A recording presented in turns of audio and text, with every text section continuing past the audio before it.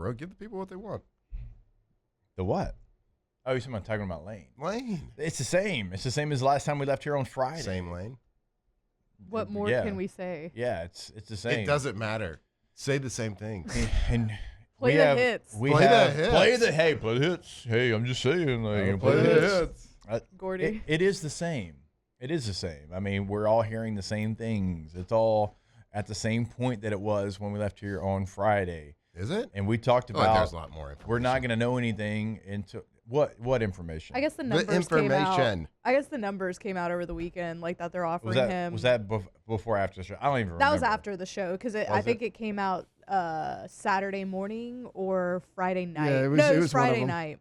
Yeah. Okay. Friday late at night, it came out with the offer. That's about what we thought it would have to be. An offer you can't refuse. You weren't going to pay him less than Ole Miss was paying him, and he was already one of the top 10 highest paid coaches in the country. That was always going to have to be the number. You were always going to have to get to a number that was close to what is being reported. Yeah. That part of it, I didn't even think about or really even care about because you knew that's what it was going to be. Yep. It is interesting, though, that the governor made a big stink of big contracts just for him to be like, I bless this one. I like the one tweet that said, the contract is governor approved. Okay, thanks. I'm glad the governor approved of this. So when we left here, so Friday night into Saturday morning, like, I was like, I don't really hear from people because I don't seek breaking news. It's not something like I don't try to take advantage of like connections or people that I know or whatever to like try to get information. It's just like, why? I don't care about that. I don't want to break news. But like I had people reaching out to me telling me like, oh, it's a done deal. I got a guy. Everybody's got a guy. Got a guy on the inside. This guy knows. He's got insider knowledge. He's a money guy. He's a this or that. And like, if you hear it from one person, like, so like we told, like with the Brian Kelly situation, I had one person reach out to me and I knew it was a trustworthy person. And you were the first person, for me at least, that as soon as you, like what you said early in that day that nobody else had, it was true. Yeah. So like that's fine. But like Friday and Saturday, people reach out to me, like 5 or 6. I got a guy in the oil field. The oil field.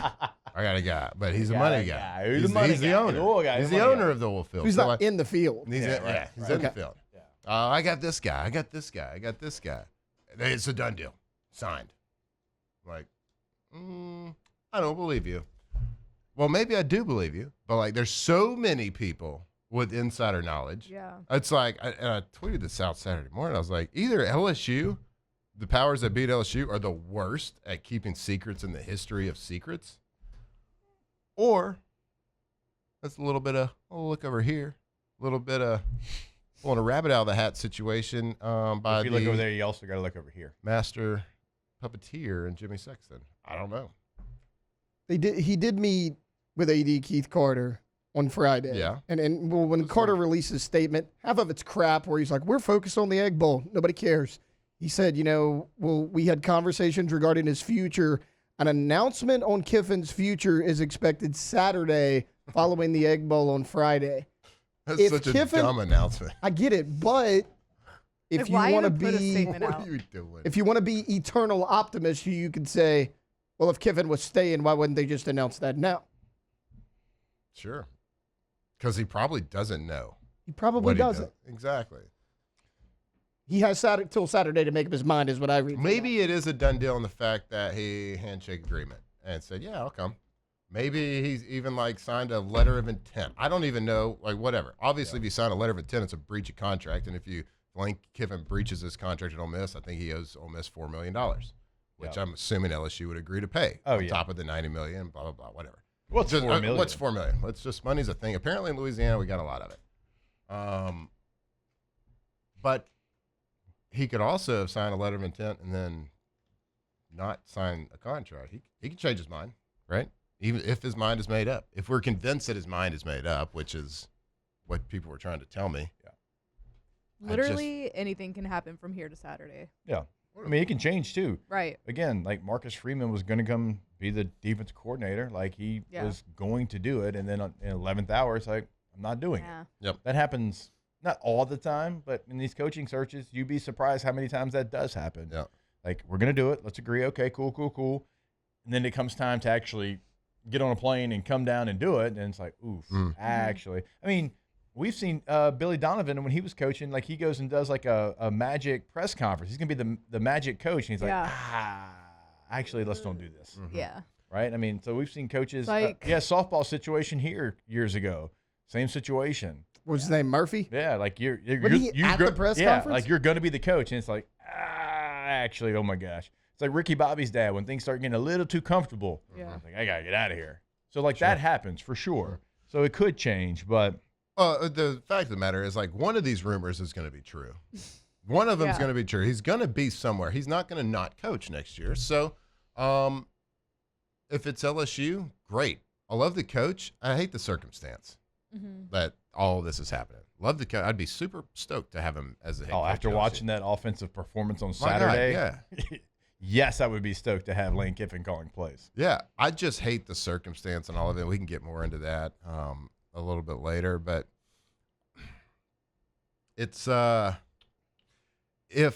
he might be the head coach. He might have agreed or whatever. I don't know. I'll tell you what, if you wanted to stay put and get the most money you could, I think the best rumor that could get out is that you've agreed with another school for a lot of money. That's the best kind of rumor to get out if you wanted to stay at your current school and make the most money possible. Yeah. The best thing to happen is for them to think you are going somewhere else. Even if it screws up your current team that's trying to win a national championship, playing in a big rivalry game to a team that's pretty dangerous. Hey, you want to know like the rumor mill part that I actually have heard from people that, I do think have great information is the Coach O part of it. Oh, I know. Like that, I think that does have some legs. If Lane does come back, there would be a opportunity for Coach O. For what position? I think defensive line. So We Kyle, talk about I don't know. I'd Or put maybe- Kyle or- or, or Coach O, maybe- sorry. Or maybe, maybe it's you're going to be the lead recruiting assistant to the head coach. Yep. I don't know what it's going to be. But, like, I think enough people have mentioned that are pretty locked in, that does have legs. I'd prefer Kyle to stay. I think Kyle's done an incredible I do job too. with what he's been given and guys that were here 5 years before he got here and the level of play that they're playing at. Yep. Like Guillory's playing his best football, not even close, and this is his 6th year, right? He's a 6-year guy. Well, what's the reason for that? Well, it's Kyle Williams. So This is going to sound like a shot at Coach O, and it is not. I don't know why a head coach would want to have Ed Orgeron on his LSU staff. I mean, he was a guy that was a head coach at this program that won a national championship. To me, I wouldn't do that. You just have that kind of breathing down your neck the whole time. I wouldn't do it. And it's not Coach O's fault. It just kind of is what it is. it's a unique situation. Now, obviously they have a great relationship. Like Vance Joseph right now is the defense coordinator for the Broncos. He was the head coach for 1 year, got fired.